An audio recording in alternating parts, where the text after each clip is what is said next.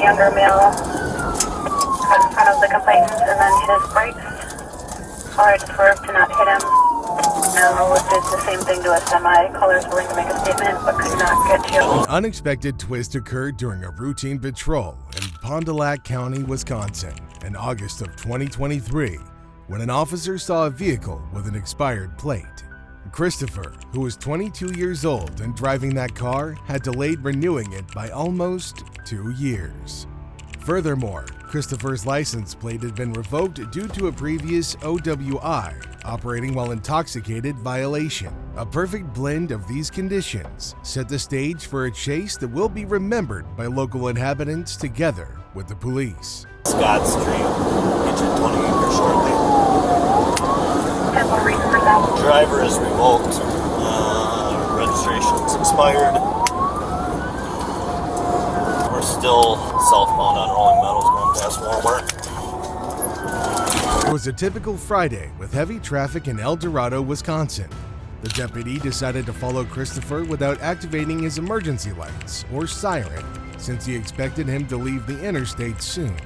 Instead of doing as expected, he took another way out abruptly and ran through stop signs, showing that he might have wanted to get away from the deputy. From here on, things would quickly escalate out of control. Still southbound Rolling Meadows, coming up to Summit here shortly. 7-6, I'm at Military in Rolling Meadows, permission for spikes. That's the airport. Initially, this deputy's decision not to activate his lights or siren was based on traffic congestion at the time. This would make it easier for him to catch Christopher unaware, thus easing up on the risks involved upon stopping the car safely and more controlled as well. However, given Christopher's abrupt actions, it seemed like he knew that there was a presence of a sheriff nearby. Once Christopher got off the freeway and ignored a stop sign, the officer had little time left to decide whether or not pursuing him actively is worth placing other road users first. During this chase, however, Christopher became dangerous and reckless behind the wheel. He accelerated rapidly, overtaking another vehicle at over 100 miles per hour, using the right shoulder lane, which is illegal. This move put both him and several other drivers at grave risk. The wailing sirens from behind, now accompanied by red flashing lights, enabled them to almost keep pace with them amidst heavy traffic while trying to avoid accidents. It's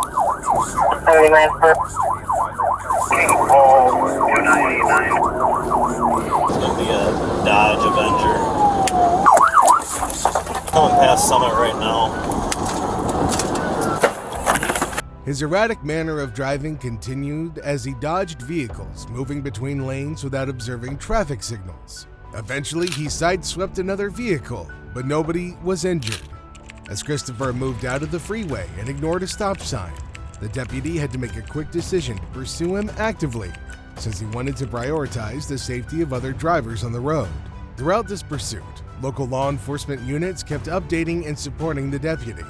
Finally, when Christopher saw stop sticks laid in front of him and another deputy ahead of him, he knew that it was impossible for him to escape through this blockade. He turned into a parking lot at once, accepting that his adventure of running away was over. High risk. Get on the ground! As soon as Christopher stopped, officers swarmed around his car and ordered him to get out. He did so while lying on the ground with his hands behind his back as instructed. While police officers handcuffed Christopher, he repeatedly requested permission to call his mother, but was told that he had endangered many lives during the chase. Upon inspection of Christopher's vehicle, the officers noted a powerful smell of cannabis. This prompted them to search further, and as a result, they found a backpack with many bags of marijuana, totaling 33 grams, as well as a grinder. Although he did confess that there was marijuana in the car, he simply dismissed it, not imagining how serious this could be. Bumpers all messed up. Sheriff 7-6. It smells hot. Oh, he was cooking. Where'd you see him at? By 41 and like Sales. You can leave, yep. Separate thing. I was waiting for him to get off an exit before I lit him. The discovery of the drugs added another dimension to Christopher's legal problems. The quantity discovered in his possession was sufficient to charge him with intent to sell, which is a grave misconduct attracting grave consequences. In documenting the case, deputies took photographs of the weed alongside the grinder and stored them for investigation purposes. Sure can. 345 And we were already right there. Brian, myself. I was almost gonna have Brian like just block so he doesn't go north into the city. Yeah. The officers conducted standardized field sobriety tests to determine if Christopher was under the influence of marijuana. These tests included a series of physical and cognitive assessments designed to evaluate impairment. Christopher was asked to perform tasks such as walking in a straight line, standing on one leg, and following a moving object with his eyes. After completing the tests, it was determined that Christopher would not be charged with OWI. However, his troubles were far from over. He was informed that he would be going to jail for fleeing and eluding, as well as other open cases and charges. Ask any questions, alright, I gotta read this to you, alright? You have the right to remain silent. Anything you say can will be used against you in the court. Is that the way he ran? Oh, he's got weed. How much? Not that much, maybe an ounce. Stupid. Yeah. Very stupid. Only a criminal traffic open too, so it's not like you had warrants or big open cases. Yeah. Just stop. Yeah. Christopher's history came to light during the records check. It revealed that he had an open case for operating while revoked due to alcohol and failing to install an ignition interlock device, a requirement after his previous OWI offense. This information compounded his legal issues, adding to the list of charges he was already facing from the chase.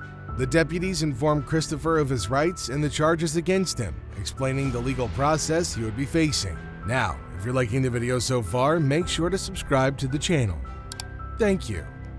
As the officers prepared to transport Christopher to jail, they gave him one last chance to disclose any hidden items. Christopher had some money in his pocket, which the officers noted was not a concern compared to drugs and other contraband. After a final check, Christopher was taken into custody, facing a long list of charges. Doing this, I want you to look down at your feet, keep your arms down to your side, count your steps out loud, and don't stop the test till you believe the test is completely over with. You can begin. The legal consequences for Christopher were severe. He was charged with felony counts of first-degree recklessly endangering safety in vehicle fleeing eluding an officer.